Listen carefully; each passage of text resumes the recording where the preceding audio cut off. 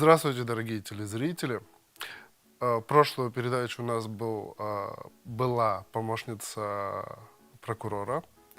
И в эту передачу я пригласил другого человека, потому что нам нужно выслушивать обе стороны. И сегодня у нас в гостях Кристина Лазба, член Палаты адвокатов, адвокат. Здравствуй, Кристина. Здравствуйте. Как у тебя дела, как настроение? Во-первых, спасибо за приглашение.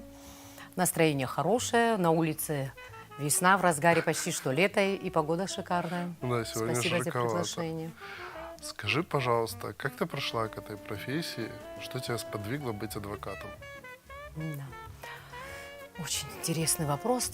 Честно говоря, выбор профессии, я думаю, вот сознательно, насколько я себя помню, со школьного возраста у меня не стоял. Где-то, наверное, с класса 6-7 я очень увлекалась такой литературой, именно детективной, и одновременно зарубежная классика, и детективы зарубежные. Вот это все как-то у меня сложилось, и мне всегда было интересно, как проходит следствие, да, роль следствия, роль защиты вообще, как все это осуществляется. И для себя я уже тогда сделала такой выбор, что я в последующем все-таки стану адвокатом. И вот это призвание мое, я вот насколько себя помню, с детства, со школы я всегда кого-то защищала. Вот, действительно, вот это у меня стояло, я чувствовала себе несправедливость, а человек молчит, мне хотелось защитить его. И вот, наверное, вот это мое призвание, я пошла в защиту.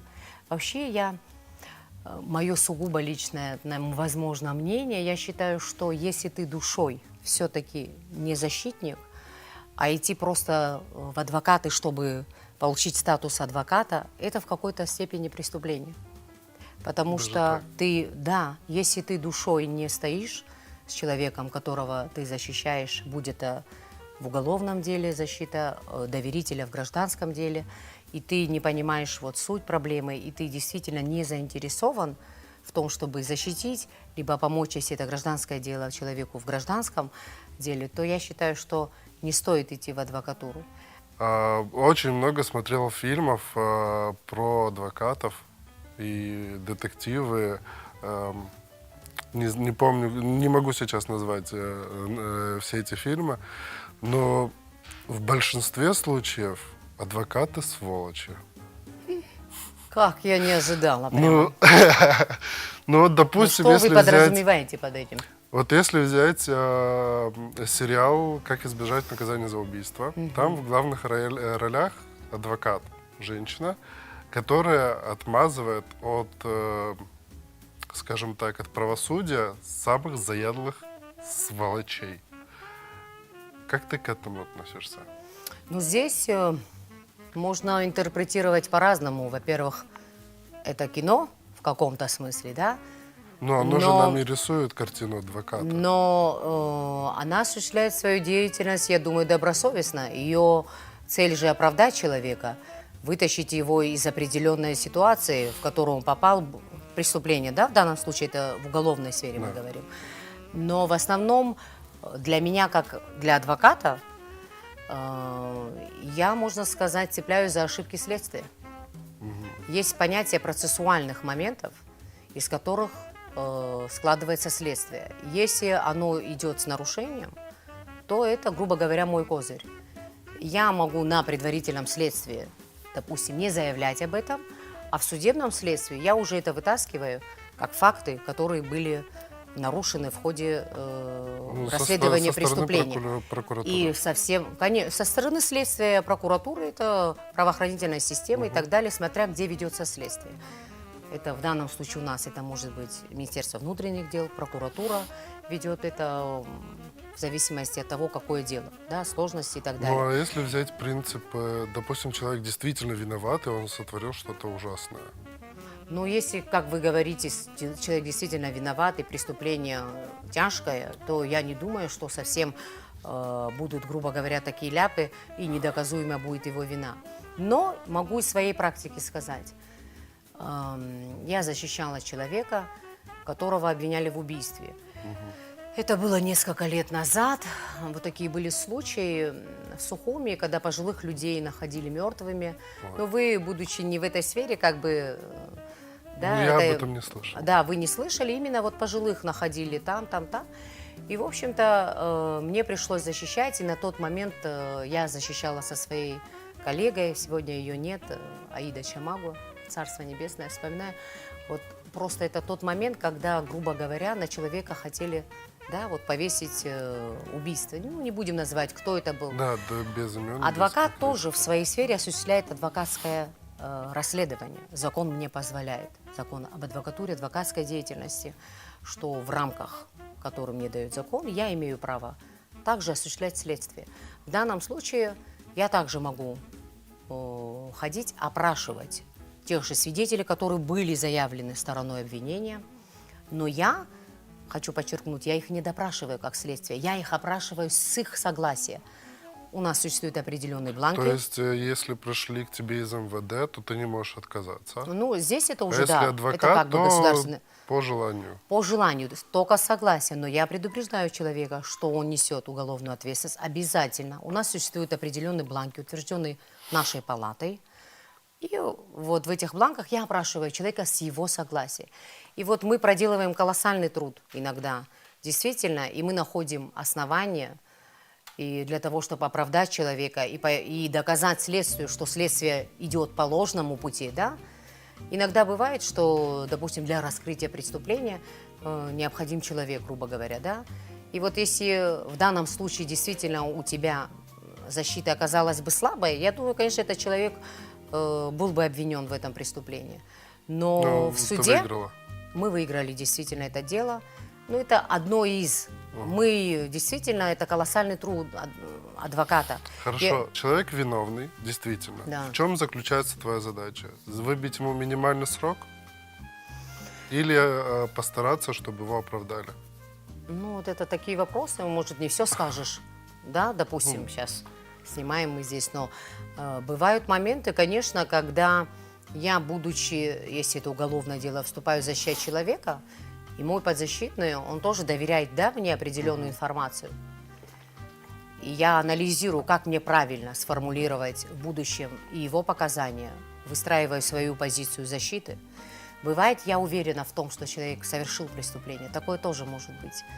Но я... Руки не опускаются? Но в такие я... моменты? Нет. Более того, он мне говорит, что он не совершал этого, допустим, да? То есть, получается, там Я все не доказательства идут начинаю против переубеждать него? человека. Я иду по той линии защиты. Человек не признает свою вину. Понимаете? И у него есть определенные мотивы для этого, и все. Я выстраиваю свою линию защиты в данном случае. И потому здесь тяжело говорить. Зависит действительно от степени тяжести, да, преступления и так далее. Вот, например, буквально недавно у меня было дело грабеж. Там идет санкция статьи, она от 5 до 8 лет, там это уже тяжкое преступление, в общем-то. И, казалось бы, такое утопическое дело, и до меня был мой коллега в этом деле. И вот люди обратились ко мне, и на стадии предварительного следствия, как бы не было тяжело, и все-таки я добилась того, что дело было прекращено. Там есть процессуальные моменты, которые были нарушены.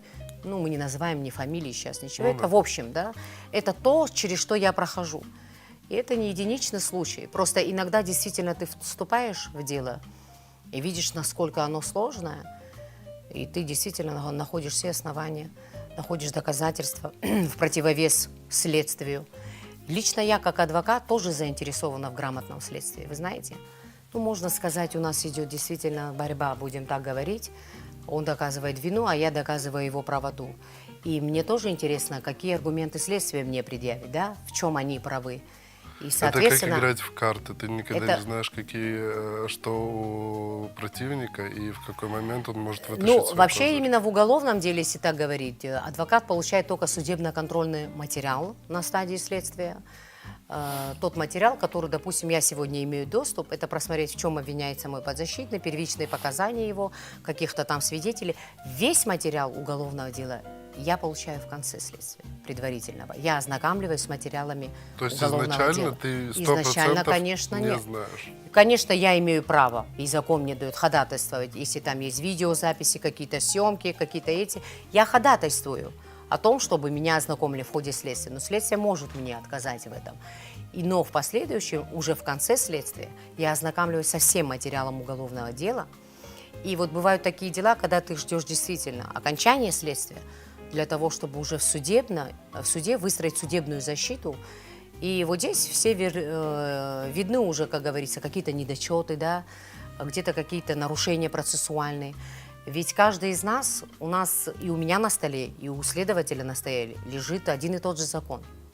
Ну, Это получается так, да. уголовно-процессуальный и кодекс, уголовный кодекс. То есть процессуальный уголовный кодекс, это говорит о том, какими мои процессуальные действия какие должны быть, какие процессуальные действия Что должны такое быть у процессуальное следователя. действие? Это имеется в виду, чем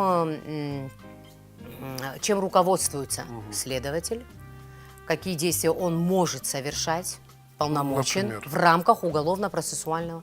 Ну, назначает различные, может, экспертизы, также назначает различные ходатайства, допрашивает в рамках уголовно, не должен выходить тоже за рамки, да, там, своих действий. И я, будучи адвокатом, также руководствуюсь и уголовным законом, уголовно-процессуальным, и одновременно, конечно, мой закон об адвокатской деятельности, адвокатуре и мой закон о профессиональной этике адвоката, он тоже очень много, и вот намного объемистей и включает в себя хорошие права и также обязанности адвоката.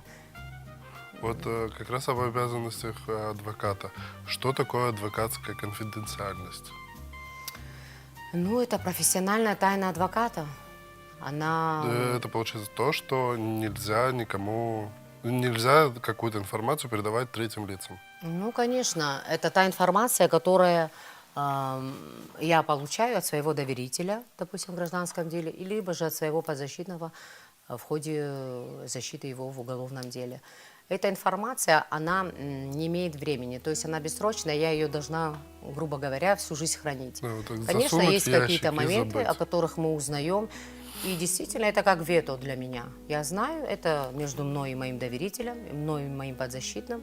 Я должна строго это есть соблюдать. адвокаты- Это, представляешь, какое доверие человека.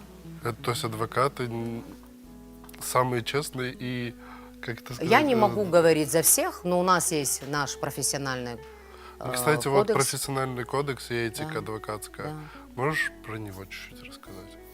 Ну, профессиональная этика адвоката, она в себя включает моральную сторону, можно так сказать, каким должен быть адвокат, какие принципы, правила он должен соблюдать, понятие адвокатской профессиональной тайны, не разглашать сведения, полученные, да, в ходе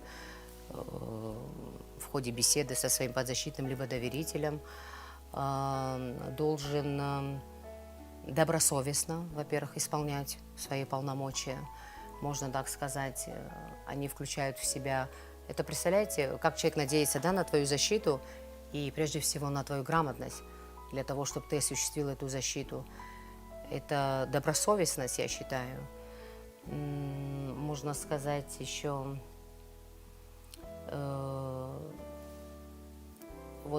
есть такое понятие подрыв доверия, чтобы он не произошел между клиентом твоим и адвокатом.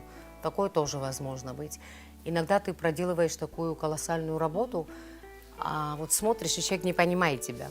Вот бывает такое, знаешь, и в душе где-то даже обидно.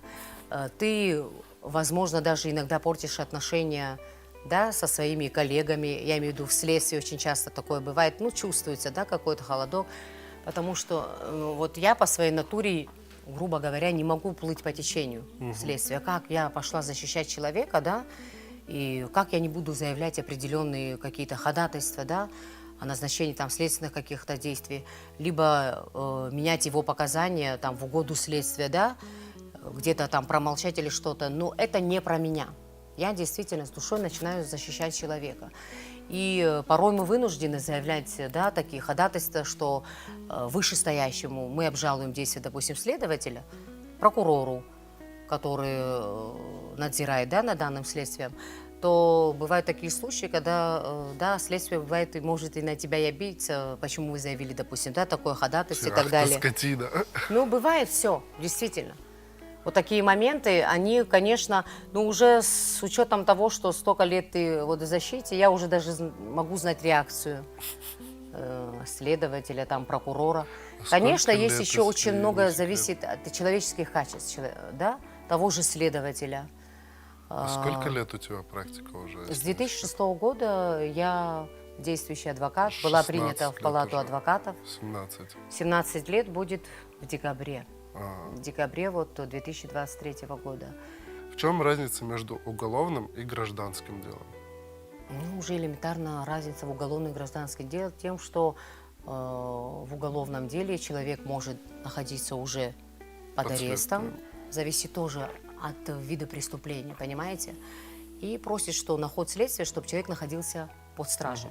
А я в то же время как бы говорю о том, что в данном случае человек может находиться под домашним арестом. Существуют виды ареста. Почему мы говорим домашний арест? Для того, чтобы применить человеку домашний арест, пока идет следствие, прежде всего защита должна представить такие документы, что он имеет постоянное место жительства, характеристику с места жительства, в основном, конечно, А положительную. кто следит за тем, что он не выходит из дома? Ну, это следствие следит за тем, чтобы человек не нарушал вот домашний А арест, гражданское? но есть определенные там моменты на вызовы следствия и так далее, он имеет право прийти, если этот человек болен, это также все согласуется в ходе выбора данной санкции, он имеет право там в медицинское учреждение, это все, ну, все это подконтрольно, конечно. Ну, да, там Если куча же своих домашний заморочек. арест нарушается, следствие имеет право повторно выйти с данным ходатайством, и я уже думаю, навряд ли тогда суд будет настолько гуманным, что он ему даст в данном случае домашний арест. Ну, это тоже, как говорится, Вот, а всяко разное. гражданские дела, что это? Ну, если Развод. говорить о гражданском праве, да, это может быть и брачно-семейные отношения, дела жилищного характера. Вот если говорить вообще о защите, да, мы, будучи в защите, защищаем разные слои населения. Вот, это может быть вплоть до простого крестьянина, цыгана, грубо говоря, вплоть до премьер-министра и президента. Это не громкие фразы, так оно и есть действительно. И практика показывает, вот у нас был громкий процесс, если вы помните, связанный с нападением. На тот момент Александр Золотинский Янквак был президентом. Этот процесс долгий был, почти, по-моему, на протяжении 3 лет. Вот. И вот такие процессы, конечно, адвокаты задействованы. В данном случае защищают потерпевшую сторону. Вот я тогда участвовала тоже, и мои коллеги со мной. Мы вот на протяжении скольких лет участвовали в защите потерпевшей стороны. И вот в этот момент мы сидим рядом с прокурором. Такие моменты тоже бывают. Понимаете, мы же и потерпевшую сторону защищаем, представляем. И бывают моменты, когда мы вместе с прокурором сидим, как говорится, на То одной есть скамье. одновременно могут за одного человека быть Но- и прокуратура, и адвокатура. Но по своей природе прокурор же тоже призван защищать. Ну да, они, получается, защищают закон, а вы чуть-чуть по-другому Нет, защищаете мы человека. тоже руководствуемся. Для нас всех основной закон – это Конституция Республики Абхазия. Ну, это основной закон. да. Основной, да, закон. А затем уже и все остальные законодательные акты, которые издаются, но они все должны соответствовать Конституции Республики Абхазия. Понимаете? То есть и как бы для нас всех закон один, в принципе. Другое дело, как мы его, может, интерпретируем и кто когда его использует. Я, будучи в защите, прокурор, будучи в обвинении. Ну, мы ссылаемся порой на одни и те же статьи, ну и как мы начинаем, когда у нас борьба и дискуссия, мы говорим, что вы интерпретируете так. А почему, грубо говоря, вы не начинаете читать Как часть это вторую можно- данной статьи, а понимаете? как можно закон по-разному интерпретировать? Вот это не могу понять. Он Ну вот же- это лазейки в законе иногда бывают. Особенно много таких лазеек в гражданском праве, я считаю, где законодатель дает такой шанс, там и иные обстоятельства, допустим, да, под иные обстоятельства, грубо говоря, Может вообще что можно много чего, да, подэтать. Такие моменты тоже бывают. Вот То есть закон, жилищного он характера. не стопроцентно четкий, в нем есть Законодательство, лазейки. я считаю, любой страны, оно не идеально. Всегда какие-то доработки, какие-то идут изменения в законе. В данном случае у нас это все на законодательном уровне, через парламент, первое чтение, второе и так далее. Потом уже относительно вот жилищных споров у нас вообще, наверное, послевоенной Абхазии, с учетом того, что очень много, да, вот жилья, можно сказать, было и занято и так далее. Возникает очень много жилищных споров, вопросов. Потом уже касаемо, допустим, наследственных споров, уже наше общество тоже научилось отстаивать свои права через суд. Ну, да, наследники, когда они приходят к общему знаменателю, конечно, они начинают обращаться в суд за защитой своих прав и так далее. У нас уже исполняется исполнительное производство относительно выселений. Даже так Очень уже? хорошо, конечно, действует. И этот институт уже исполнитель. У нас же есть судебные приставы. Это уже как бы отдельный институт, они сидят отдельно. И очень многие приговоры или же решения суда, они уже исполняются принудительно. Но эта практика, если мы растем, да, мы молодое государство относительно, если говорить о том, что мы являемся послевоенное время, я имею в виду. Но если мы хотим развиваться и так далее, у нас должны быть задействованы все эти институты в полной мере, я считаю. Для того, чтобы человек мог осуществить свою волю именно в сфере права. Мы поговорили с тобой о работе. Хочу перейти немного уже в твою жизнь. Ты мама троих мальчиков. Как ты с ними справляешься? Адвокат, который должен всего себя отдать работе, и мама троих маленьких мальчиков. Тем более мальчиков, которые на месте не сидят. Вообще, честно говоря, это в то же время и вот я на них смотрю, и время как летит быстро. И ты знаешь моих детей. Да. Да, я вот смотрю, иногда думаю, говорят, вот чужие дети растут, а я всегда говорю, мои дети растут быстро. Вот, казалось бы, вчера только, да, старший Ибрагим, вроде только родился, уже вот 9 лет ему скоро будет, Сандро и Эмиль. В доме не тихо, это точно. Я всегда говорю, если бы мы в секционном доме жили, наверное, на нас жаловались бы. Это энергия же, мальчишки. Ой, иногда просто я сажусь на них, улыбаюсь и думаю, пускай они всю свою силу, как говорится, вытрясут и успокоятся. А маленький от них не отстает, он смотрит на старших, он немножко избалованный, поскольку он маленький, да, и мы все вокруг него, и он это чувствует. Если мама его где-то обидела, он бежит к папе, папе нет к братьям, и вот так по кругу, в общем-то. Ну, это, конечно, это счастье. Я вообще желаю каждой женщине почувствовать материнство, что это такое, потому что дети – это наше все. Но воспитание – это, конечно… Это колоссальный труд. Это колоссальный труд. И действительно, воспитать, знаешь, накормить, одеть ребенка – это одно.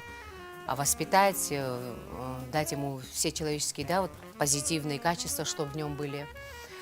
Вот как-то я сидела в парке, если так чуть-чуть, да, чисто. И я что-то там ругалась, сказала, это Ибрагим и Сандро со мной были. А со мной рядом сидела пожилая женщина, вот на всю жизнь это у меня осталось.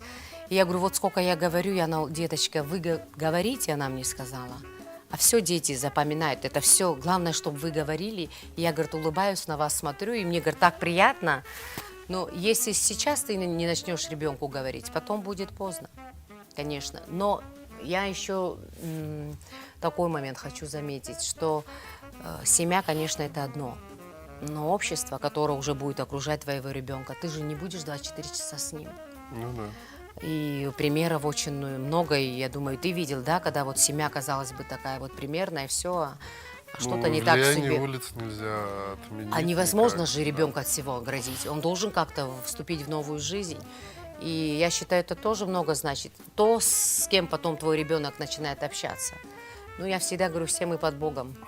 И тоже действительно, и будучи вот мамой троих мальчишек, я всегда прошу, чтобы и Бог за ними проследил. Я думаю, каждая мать это делает. Скажи, пожалуйста, старшему сколько сейчас? Ибрагиму уже вот в октябре будет 9, получается 8 и 7, где-то вот так, почти 9 лет. Во втором классе он. Сандру в у первом. него есть какие-то наметки на будущее профессии? Он не хочет стать адвокатом? Ой, их если послушаешь, они же сейчас, дети, Сейчас все бегут в подряд своем хотят, развитии, с учетом, да, той информации, которую они получают из интернета в основном, из Ютуба, все равно хотим мы того или нет, они же все это смотрят. Каждый раз новая профессия. Но мне нравится вот Ибрагим. Какая он- самая неожиданная для тебя профессия? Он была вот для него? интересуется животным миром, про космос, он такие вещи начинает иногда мне так интересно, действительно. Это же информация, мы читали, да? Да. В основном то, что мы получили знания, они у нас были из книги. Мое поколение, по крайней мере. А они сейчас, это больше информация, которая поступает вот зрительно, да? Но что хорошо, что положительное что-то, все равно, правда ведь? Ребенок запоминает, он мне начинает рассказывать, и мне так интересно, я много чего действительно могу не знать. Ну, самое неожиданное, что для тебя было? Ну вот он какие-то... Профессия самая неожиданная, которую он сказал. э, Мама, я хочу быть... Даже не профессия, как-то что-то я ему говорю, Ибрагим, я задержалась на работе, все нормально, мама, я вот это... Мама, не нервничай, все без эксцессов, он мне говорит. И я думаю, откуда он взял это слово? И улыбнулась. Вот у нас есть понятие эксцесс исполнительно в уголовном праве. Это когда, допустим, идут на преступление, да, организованной группой, грубо говоря. А что такое эксцесс исполнительный? Это когда он один из участников группы отходит от этого плана и совершает такое действие, которое не было предусмотрено, да, или запланировано. Эксцесс исполнителя называется. И я всегда говорю, без эксцесса, видимо, и вот он запомнил, и он правильно применил это слово. Я улыбнулась и думаю, вот все равно, вот чем вот говорят, да, ранние браки. Конечно, это может хорошо тем, что ребенок растет, считай, ты растешь, да, грубо говоря. А у меня все-таки, я считаю, он как бы такой зрелый, поздний брак в каком-то смысле. И дети уже слышат не те разговоры, допустим, как я разговаривала в 20 лет, да? Да. Да? Он слышит уже да, совсем, другое. совсем другой диалог, даже вот с отцом, да, с супругом, когда я разговариваю, все. И они же по-своему все это воспринимают.